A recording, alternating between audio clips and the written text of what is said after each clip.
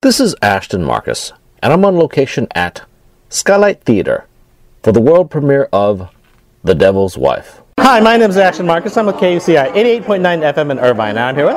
Hello, I'm Eric, and I directed The Devil's Wife. So question, what drew you to this piece anyway? Tom Jacobson and I have known each other for a few years now, and I've read a bunch of his scripts. I love his work, and as a pastor's son who has had his own interesting journey with religion and belief, I thought that The Devil's Wife was an interesting opportunity to direct a fable, which is not done very often these days. I cover a lot of theater. I cover like 100 shows per year. I really don't get a lot of spirituality behind it. And it's such a deep concept, and it affects a lot of people's lives, and I've always been curious about that. Maybe it's just people, it just turns some people off and all that, but I don't get enough of it. I really like that. I really like your piece. Yeah, well, thank you very much. Yeah, I think while I've sort of moved away from traditional Christian beliefs from my childhood, I think that all of us are wrestling the way Sophia does in the play with whether or not God exists, whether the devil exists, how to deal with issues as we know them as good and evil. And so this idea of how to live a life, basically, and how one's belief set affects one's actions is really what the play is all about. And I love that in this production, Sophia, we're putting a woman of color in this position of she has the final say without spoiling the play, let's just say. Yeah, and actually, again, a bit about the topic. I love the topic where it came up with, basically, if there was no God, then who's God? Who's responsible for this? We're responsible for that, which is just scary a lot. And I guess we're not doing a very good job of it. You know what I mean? Right. Yeah, I think that if you were to talk to Tom, the playwright, it's really the question of, there's a lot about free will in the play, and we have to decide what that means to us. What does it mean to take action into our own hands and accept the fact that we are God unto ourselves, we are the devil unto ourselves, and that's a lot of responsibility for us. It's no longer a world where we think, oh, something terrible happened, well, God willed it so. Now it's really about, I think about global warming and how the planet is heating up, and we have to really think about the fact that we are responsible for taking care of this planet, and so we're all Sophia, basically. Yeah, I love your actors you chose. They were perfect for the parts. What do you look for in your casting?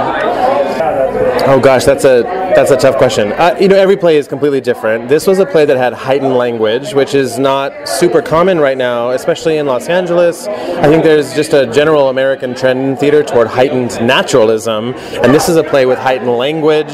It's a stylistic piece. There's a lot of tone to figure out, tone and style, and that's something that is sort of more common in, say, the classics or restoration comedy, but this is a play that is brand new, and so we were looking for actors on this show that had a grasp of language, of heightened language, but also understood how to take a brand new piece and make it their own, to originate the roles. I thought the interplay between them was fantastic. I thought the language, the way to handle it was fantastic. Again, I love the story, and I also loved the direction. And also the scenery was done pretty well too. It was pretty well, even if you're not into the heavy thinking. It was almost like a nice fairy tale where you basically looked at all the pretty sceneries, pretty people, lovely language, lovely movement, lovely talk. So it was just a really good piece. Thank you so much. Yeah, I'm an imagistic director. I like to direct based on ideas of an image, and so I had a really strong idea about the scene. Well, I don't want to spoil things, but I had a few images in my mind of a certain costume piece and how that interplayed with lights and sound, and it felt like there was strong imagery that people could walk home still thinking about and what that means as it relates to the text of the play. So I was really pleased to be invited to join the process. Once again, I really loved the performance. Thank you very much for being on the show. Thank you so much. Hi, my name is Ashton Marcus. I'm with KUCI 88.9 FM in Irvine, and I'm here with Tom Jacobson. Tonight we had the world premiere of my play, The Devil's Wife. I love this piece. I thought it was fantastic. Oh, great. I'm so happy. So question, why did you decide to write this piece anyway? I was climbing a pyramid in the Yucatan, and it was raining while the sun was shining, and there was a double rainbow, and my partner Ramon and I both remembered the southern expression, that means the devil is beating his wife when it's raining while the sun is shining. And I thought, has there ever been a play called The Devil's Wife? And there hasn't been, but there is an Italian folktale, and that's what the play is based on. I've seen the other works that you've done before, and I noticed that you do have a spirituality amongst the pieces that you write. Where does that come from? Well, I'm a lifelong Lutheran. I still go to church in West LA, and that influences a lot of what I write. I get good ideas in church when the sermon is boring, and I sometimes think about theological things. You know, a lot of people think when people go to church, well, first of all, that, you know, if you're in if you're in Hollywood, you're liberal, you don't go to church, you're just an atheist, period. Or basically, if you're in the arts, you're in Hollywood, that, again, you're just an atheist. But that's not really true. Some people actually do have a faith to them.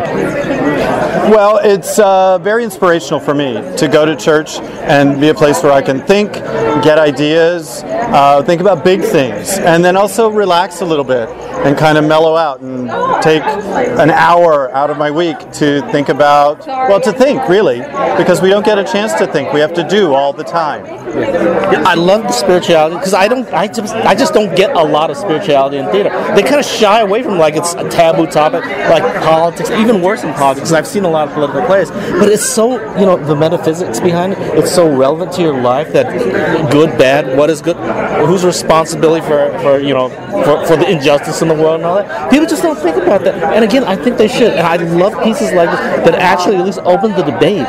Well, and I don't even think of this as a religious play, even though it's framed religiously. It's a play about personal responsibility, as you just said, in thinking about injustice and what can we do? What is our responsibility in the world? If there is no God, it's up to us. We become God, we have that responsibility.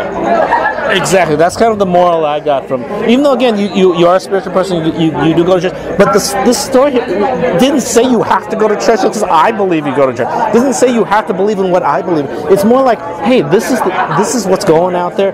This is my idea, my spiritual revelation and all that. What do you guys think about it? That's what I got from the play. Well, I'm glad that you had your own take on it, because that is what I hope people will experience, that they will think a little bit about things they're not used to thinking about, or we don't usually take the time to think about. Yeah. Once again, I really love the piece. I thought it was fantastic. Great. Well, I'm delighted that you came and delighted that you enjoyed it. Yeah. Well, thank you very much for being on the show. Thank you. Hi, my name is Ashton Marcus. I'm with KUCI 88.9 FM in Irvine. And I'm here with...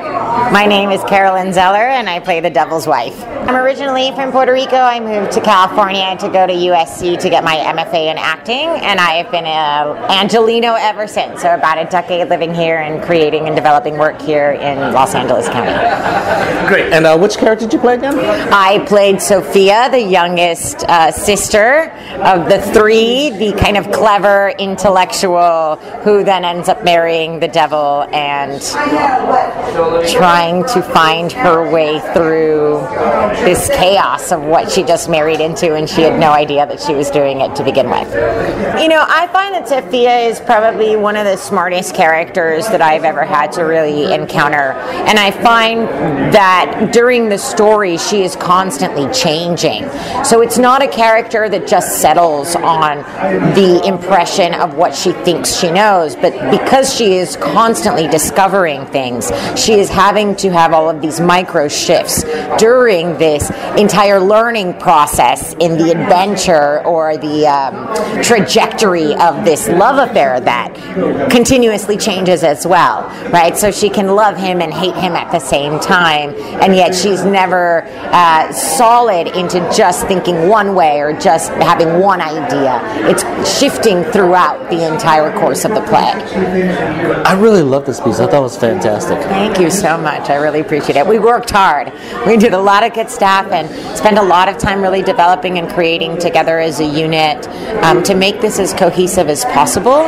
You know, it's a very smart piece, so there is a lot of theology that we're exploring, but it's also making that theology very active with a heart and a soul and a vibration that propels the story forward, and that we could take that in as a group and as a unit under this incredible direction and steer towards a common goal, knowing that all of the shifts are going to happen within all of the scenes, and we take care of each other.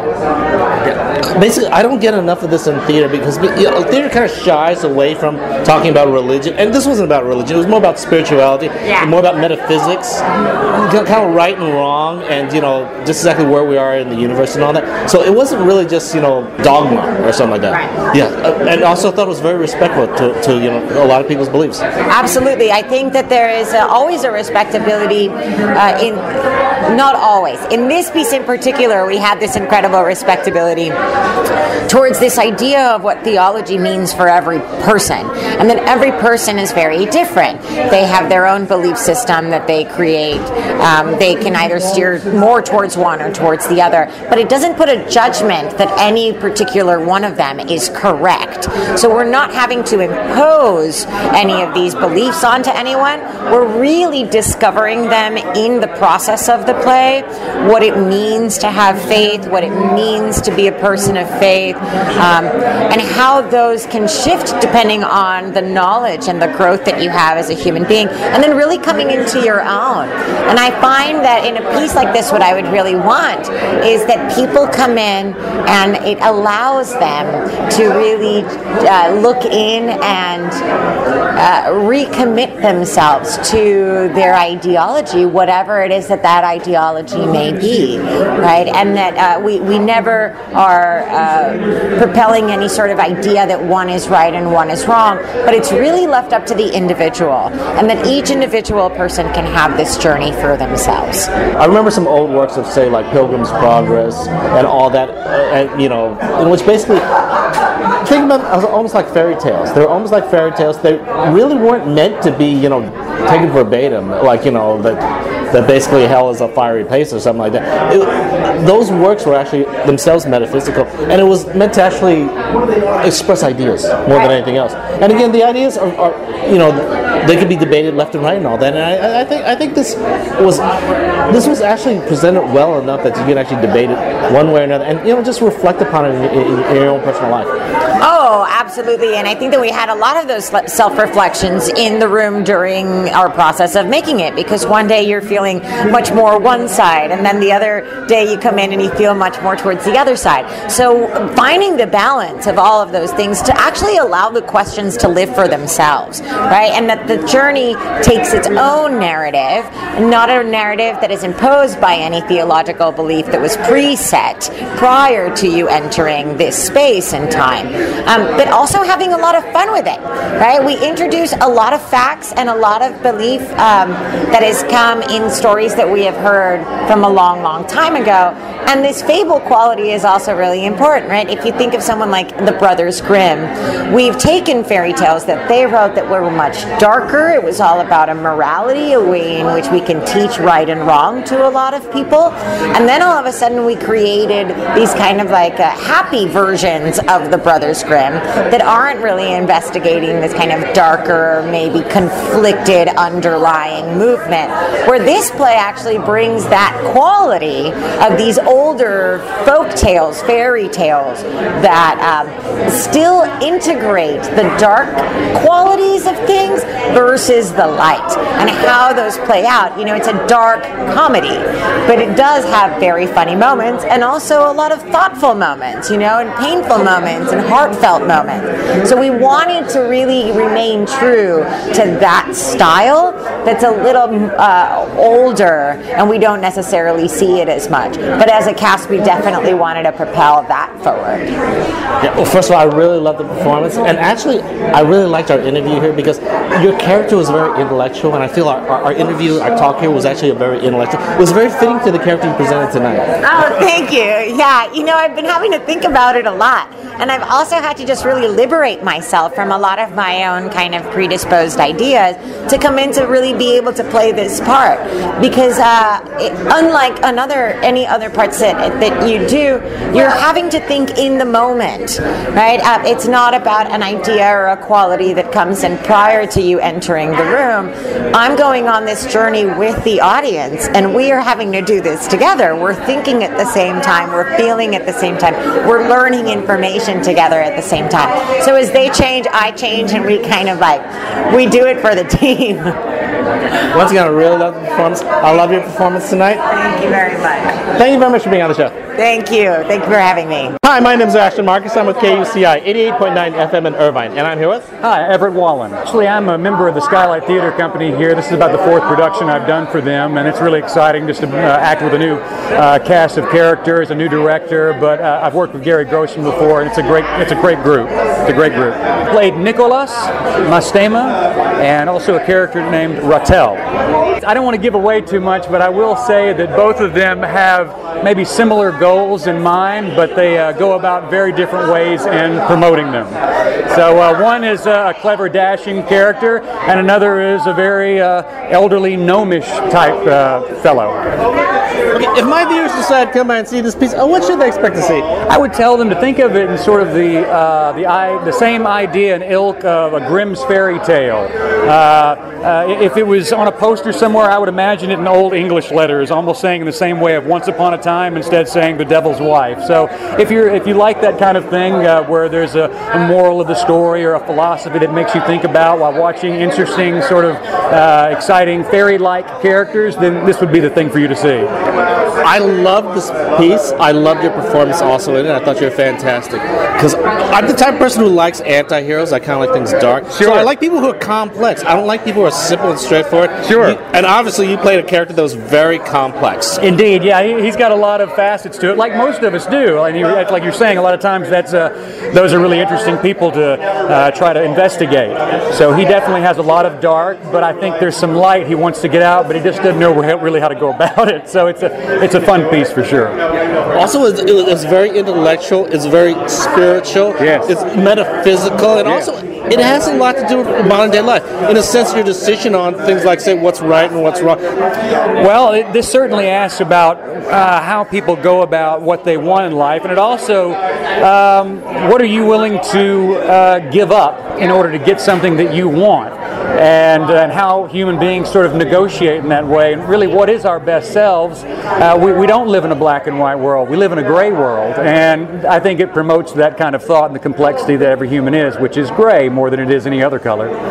Yeah. Once again, I love the performance. I loved you. I wish I could discuss more about it, analyze more. But you can basically write books about this. You can spend your whole life thinking about this, trying to make a decision. What is right? You know what I mean? Sure, your whole life. This is your whole life that you make a decision on. And I just loved it. I thought you were beautiful. Well, thank you. Thank you so much. And they're questions that you and I certainly won't solve tonight, but it is something to come out and see and have an entertaining evening. So thank you so much for coming. Okay. Once again, I love the performance. Thank you very much for being on the show. Thank you. Hi, my name is Ashton Marcus. I'm with KUCI 88.9 FM in Irvine. And I'm here with Alana Dietz. I'm an actress and a director. I've done over 20 shows in the LA area. And which character did you play tonight? I played Dulce, the middle sister. Dulce is described as being very sweet, which she is in a way, but she's also very sensual. She's very in touch with her sexuality, and she is really a consumer of life. She's a hedonist, and she wants to experience everything that life can offer. Great. Well, I love this piece. I thought it was fantastic. Oh, great. But if my viewers decide to come by and see this piece, what should they expect to see? Hopefully you'll laugh a lot. It's a lot of fun, and it's a really a moral tale. It's almost like a fable, and it will leave you with questions. I think hopefully good ones that will provoke you even after you leave the theater. I love the performance. Also, I thought it was, first of all, it's something that, like you said, everyone says good theater will leave you with things to think about. It'll take like your whole life to decide what this is. It'll take like this kind of describes who you are. You are the person who comes in with the opinion, and this piece is defined by basically your beliefs or your understanding of the world. Yeah, absolutely. Yeah, I mean, personally, I don't subscribe to any particular set of beliefs, but something that the play explores that I think is universal is the idea that the things that bring you joy are also the things that can bring you suffering. Yeah, I kind of also, something I liked about the story, it's kind of like, if no one has responsibility for this, who's responsible? Am I the one responsible? You know what I mean? Inside, at the very end, it's like suddenly she's the one responsible, and that's very scary. Very scary. Yeah. But very heavy too, because it suddenly explains a lot about this world and, you know, who's doing things, who's not doing things. Yeah, absolutely. I mean, yeah, everyone's complicit, and there's a big question at the end as to whether someone, I don't want to give anything away, but that Sophia can do a better job than this other person. And I think that's a question that we're facing in our world now as well, is who's best equipped to handle the problems of the world, and can anyone do a better job than anybody else? Once again, I really loved it. Again, I would actually almost agree with you that this is a fairy tale. I wouldn't recommend it for kids, though, because there's one or two scenes there that maybe are not appropriate. But I loved your performance. I thought you were fantastic in it. And I love the story behind this. Thank you very much for being on the show. Sure, thank you. Hi, my name is Ashley Marcus. I'm with KUCI 88.9 FM in Irvine. And I'm here with... Hi, I'm Mariel Netto. I grew up in the Bay Area. I've been working in theater since I was a kid, and in the Northwest, a little bit in the Midwest, and I moved down to LA about 3 years ago. Been having a time here, going at it. Great, and which character did you play tonight? I play Bonita. Bonita's really fun. She's very interested in being pure, in maintaining her family's estate. She needs security, and at the root of it all, she's willing to do anything to maintain her rather extravagant lifestyle. Well, I love this piece. I thought it was fantastic. I love the cast, and I love your acting in it also. Oh, great. Thank you so much. So if my viewers decide to come by and see this piece, what should they expect to see? Well, it's very fabulistic, a bit of magic, fast, fun, hot, heavy, intense. It's a great, fun little romp. Yeah, I love that. I thought it was also very deep in a sense that, you know, it addresses a lot of things that I just don't see in theater about, you know, is there such a thing as good and evil? You know, things like that, about, you know, metaphysics, things that, you know, there is no answer to, but it may take your whole life to try to figure out. Absolutely. I mean, it really brings up questions of what is good and evil, and what is the gray area that lies in between, and it's a lot of existential questions. Yeah, it asks the big questions, but in a fun way. Yeah, I thought it was very entertaining. I would actually recommend this for kids, except for there was one scene there I think it was just inappropriate. Yes. You know what I mean? I think there were a couple scenes that were a bit inappropriate for children, yes. Definitely a lot of sex humor, for sure, which we all enjoy. Yeah. So basically, I thought it was very funny. I thought it was, you know, even if you don't go for the physical, the metaphysical side, the theological side, the deep spirituality bit, it was just very entertaining. It was very funny. It was very pretty. It was just a very lovely, a lovely general theater show. Well, there aren't that many period pieces that are being written contemporarily, so it's exciting to have a new play that is set in the 1860s, especially 1860s Los Angeles. It's an area of history that not many people are willing to discover and look upon, and it was a really interesting time for the Californios, who are losing their estates to all these lawyers, and it's important for us as Los Angeles to understand that history, especially going forward and current politics. Okay, once again, I love the performance. I love your performance, and also, yeah. Thank you very much for being on the show. Thank you. The Devil's Wife will be playing at Skylight Theater from July 15th to August 27th. For more information, go to www.skylighttheater.org.